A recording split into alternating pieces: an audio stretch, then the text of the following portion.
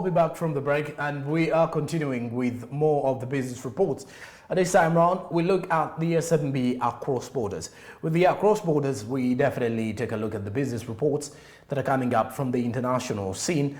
Speaking of the East African Community Bloc, the African continent, and the entire world, Europe, Asia, as well as the Americas, as we look at those top stories that you might have missed that impact a lot on the business world. Well, we are definitely going to start from home with Africa, as we start off with Ethiopia, where the Ethiopian Airlines and Boeing sign a deal for a new 7778 freighter.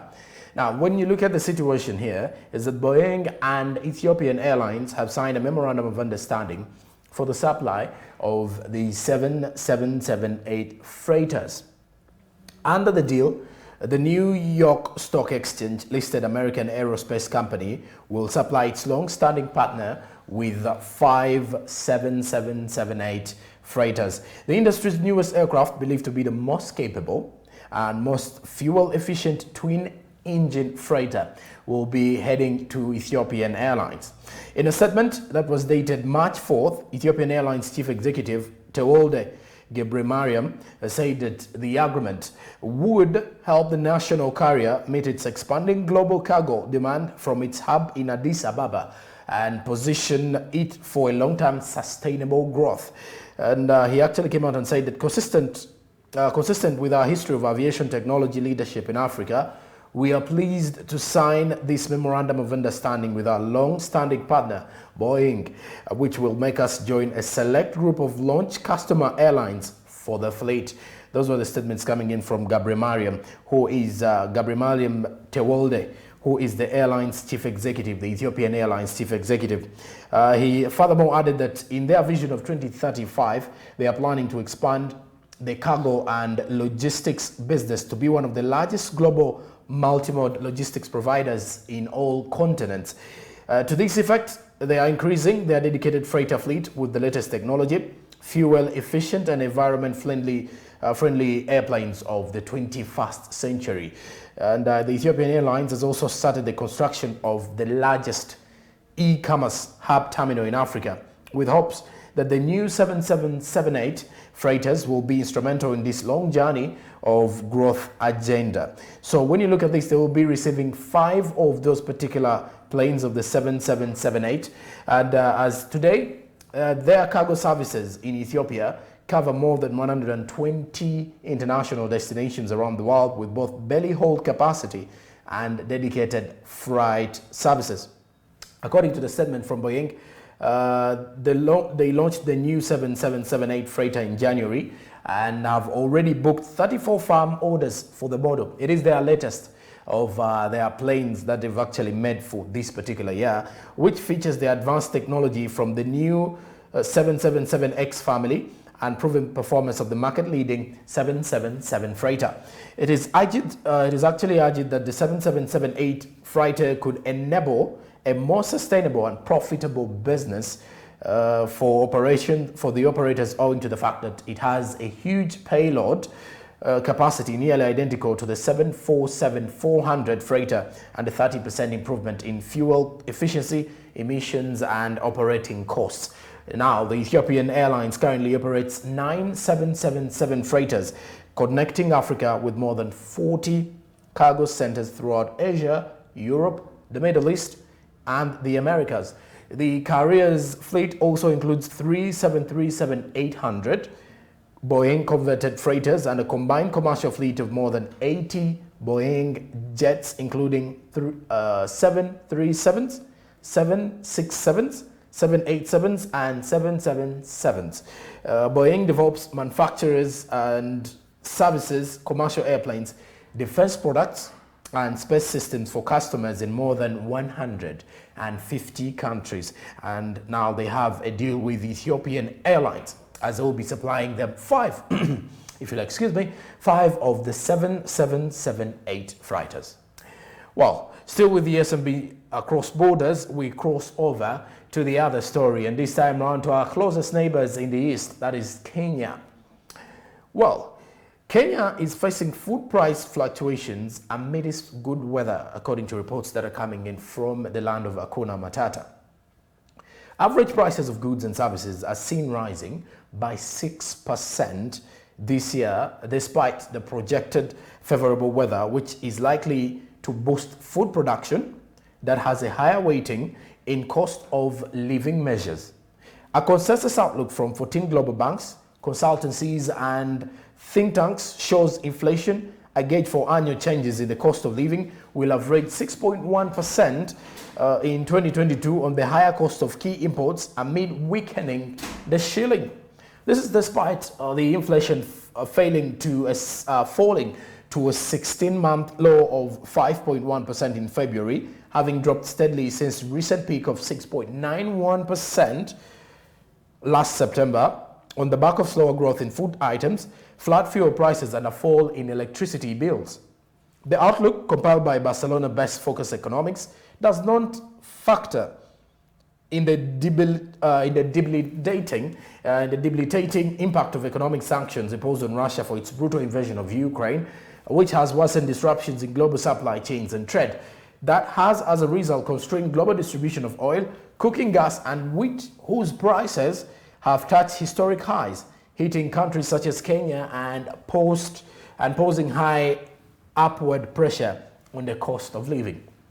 And when you look at what is actually coming in, a further rise in oil prices and faster currency depreciation will be key sources of inflation in 2022, with an average rate of 6% expected, close to the long-term trend. The analysts at London-based Economist Intelligence Unit, the EIU, wrote in the Outlook report on Kenya. And in the event of drought, especially during the main wet season in March, May, or forecast for 2022 would be revised upwards. The Kenya Meteorological Department in February forecast adequate rainfall in the March, April, May long rain season, pointing to improved farm harvests and production in food, which accounts for a third of the consumer price index. When you look at the currency, is forecast to depreciate further this year on the back of election-related uncertainty, a wide current account deficit, and eroded foreign exchange reserves. Remember, Kenya will be deciding this very year to see who is going to lead them. Will it be William Ruto, or maybe Raila Odinga will actually be going head-to-head in the Kenya elections? Without the impact of the Russia-Ukraine war, 13 of the 14 firms are projecting that inflation will not breach the government's upper target of 7.5%, which was last exceeded in 2017 when inflation averaged by 8%. The exception is Oxford Economics, which has forecast inflation to rise to 7.7%. So when you look at this year, inflation is expected to remain elevated, and currency is expected to weaken a little bit amid persistent capital outflows, an erosion of foreign exchange reserves, and a strong US dollar, posing an upside risk to the forecast. That is according to the analysts coming in from the Focus Economics, that is with the country of Kenya. Well, besides that, still with the SMB across borders, looking at those big stories that are making headlines in regards to business. Where we go next, we now take a trip to Mozambique, still on the African continent, but this time around with Mozambique, as SADC is set to provide humanitarian aid to Mozambique's IDPs. What is SADC? SADC is the South African Development Community, which is more like the East African community here in East Africa. Just like when you see the ECOWAS in Western Africa. So SADC is mainly taking part, is actually a body that controls and puts together countries in the southern part of Africa. With this, SADC is set to provide humanitarian aid to Mozambique's IDPs rather. Now, the South African Development Community said on Monday it will support returnees in Cabo Delgado who fled the province following terror attacks. It is believed that the conflict, which started in October 2017, had displaced over 820,000 people and led to the death of an estimated 3,000 others. The community is working to provide humanitarian aid to families who are returning to their areas of origin. That is according to Wizi Moyo, Malawi's ambassador to Mozambique. Now, Moyo said that they know that the victims of terrorism need everything to return to normal life, but according to their capacities and vision, they will first of all ensure that food is available to avoid starvation situations in areas that were armed during the conflict. And their attention remains focused on maintaining public order and tranquility and on combating the armed group that continues to terrorize the population of Mozambique. As the ambassador addressed journalists in a press conference in Cabo Delgado's capital, Pemba, as South Africa's development community, as the Southern Africa Development Community, or SADC, was SADC's ambassadors and high commissioners started a 3-day visit to the province. The diplomats are scheduled to meet senior military heads of SADC mission in Mozambique. That is Samim. As Samim hosts army personnel from Angola, Democratic Republic of Congo, Eswatini, Lesotho, Malawi, Tanzania, South Africa, and Zimbabwe, as Rwandan troops are also on the grounds to ensure safety of the people of Mozambique. That is for the African continent, but still with the African continent, this particular report takes us to matters to do with COVID-19 vaccinations. And we head to Rwanda. Rwanda, apparently, is almost reaching its 70% COVID-19 vaccination target. This makes it the first African country to apparently reach its target. And when you look at reports coming in, Rwanda inches closer to achieving 70% COVID vaccine target.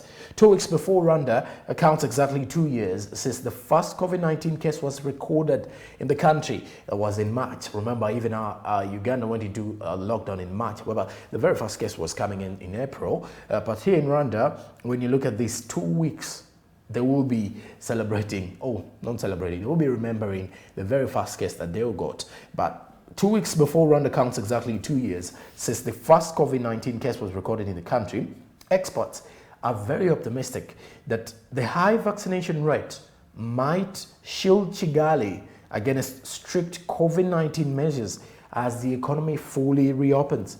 Rwanda reported its first ever COVID-19 case on March 20th, 2020. Let's first have a look at this situation here as we are strongly continuing with more of these particular reports. Now, according to what is actually coming up, let's look at the global target.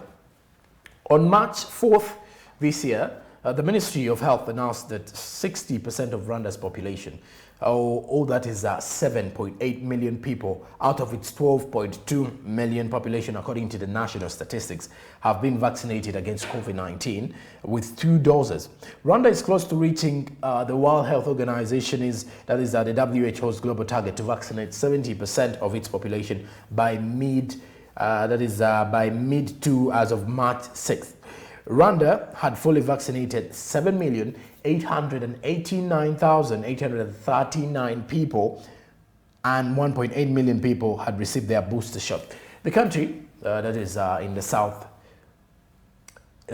southwestern part of Uganda has instituted COVID-19 vaccine mandates for the public to access basic public services in a bid to reach targeted 9.1 million people by July this very year. So when you look at the situation that is actually coming up, as the vaccine rate increases, COVID-19 cases have dropped significantly since January.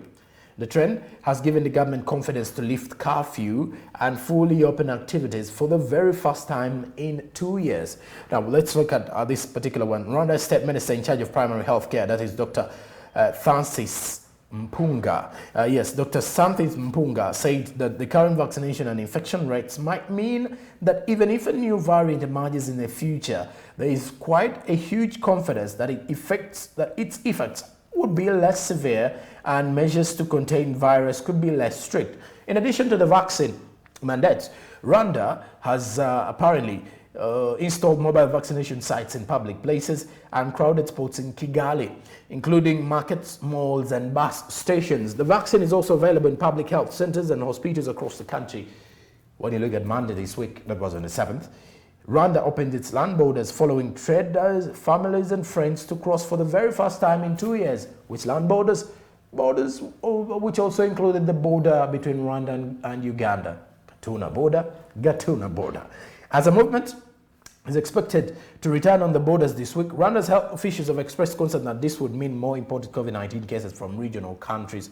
As Dr. Mpunga came out and said that we are concerned that cases will be imported, but we are ready in terms of COVID-19 testing and vaccinating. We encourage the public to get COVID-19 booster shots to improve immunity against the new infections. There's a statement coming in from the State Minister for Primary Health Care. Now, Rwanda has received more than 15 million COVID-19 vaccine doses since March 2021, with more than 14 million successfully administered, according to the Health Ministry. The ministry recently announced that Rwanda will begin manufacturing mRNA vaccines in 24 months, as in a period of 2 years. And Rwanda is currently working with BioNTech to prepare employees and meet other requirements before the German-based company hands over the manufacturing plant to the country. Well, that actually takes us back to questions where we're asking ourselves, how far has Uganda reached with its vaccination process? Have we hit our target? We had a priority population that had been set aside, but Rwanda currently is set to hit the 70% mark of making sure that almost its population is vaccinated. Still with the SMB across borders, we have quite a number of stories for you, but on the African continent, summing up with the discussions of what is happening on the African continent is we take a flight to Egypt, that is in the northern part of Africa, as Egypt signs a new green energy deal with Saudi Arabia's Achua Power. Now, the Egyptian electricity transmission company will this month sign a deal to purchase wind energy of 1,100 megawatts from Saudi Arabia's Achua Power. Sources at the EETC say that the project would cost over $1.2 billion and would be implemented in stages. According to the sources, the EETC will pay 2.85 cents per kilowatt hour. The Egyptian cabinet had agreed to proceed with talks for the Saudi company to replace the Hanadi village, Laksa governatory project that has a current total capacity of 2,250 megawatts. The initiative would operate on a build, own and operate system to produce electric power for renewable resources. The Achua Power would purchase the land for the implementation of the project from the New and the Renewable Energy Authority and under the ASFRACT system for wind power plants. This has to be approved first by the Egyptian Finance Ministry. The sources indicated that Achua Power has sought to expand its renewable energy business in Egypt with hydrogen production and water desalination projects. Now, when we look at the situation that is actually ongoing, the Egyptian government aims to increase the power which is produced from renewable energy projects on the electricity grid to 42% by 2035 from the current 20% that they have. So they want to have an increase of more than 22%. Achua Power has completed 3 solar power plants as part of Egypt's solar energy feed tariff program in Benban, Aswan Governorate, and is competing for several other such projects in Egypt, in the land of the pharaoh. So that you could definitely see that is a deal that was signed, is set to be signed from Saudi Arabia's Achua Power. Let's sum up this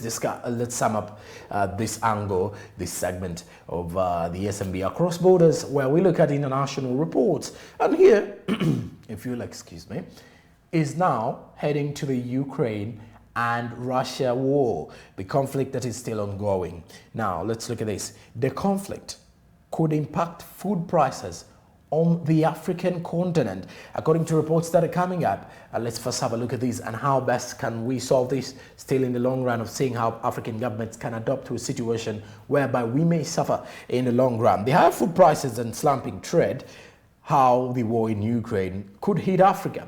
As the Russian troops tear through Ukraine, the swaths of Africa are gearing up to bear the brunt of a potentially drawn-out conflict between the ex-Soviet republics, two of some of the continent's most cherished trading partners, most of when it comes to Ukraine and Russia. African economists sound the alarm over a looming and likely catastrophic lowering of trade volumes between the continent, accounting, when you look at this situation, between the continent and its warring partners, if Russia's widely condemned incursion into Ukraine isn't short-lived. Russia and Ukraine are key players in the global agricultural trade, with both nations accounting for a quarter of the world's wheat exports, including at least 14% of corn exports in 2020, and a joint 58% of global sunflower oil exports in the same year. That is according to analysts. The trade between African countries and the former Soviet neighbors, that is Russia and Ukraine, under the USSR, especially Russia, has flourished in recent years, with Russian exports to the continent valued at $14 billion. That is exporting to the continent annually. It is actually valued $14 billion annually, and imports from Africa pegged at around $5 billion per year, heading to Russia. Now, 3 months away from hunger. Let's look at this. Parts of Africa could be plugged into hunger in as fast as 3 months if Russia's invasion of Ukraine lingers, says Wadil Silombo, the chief economist of the Agriculture Business Chamber of South Africa. Silombo explains that Ukraine war also comes at a bad time for Africa, given the current experience of a severe drought in its eastern sub-region, which has taken a hit on food prices. He said, food prices are already high now. If the war stretches, there will be millions of Africans that will be in hunger. We're already expecting millions of people to be in hunger in the areas affected by the drought, so the ongoing conflict will worsen that situation.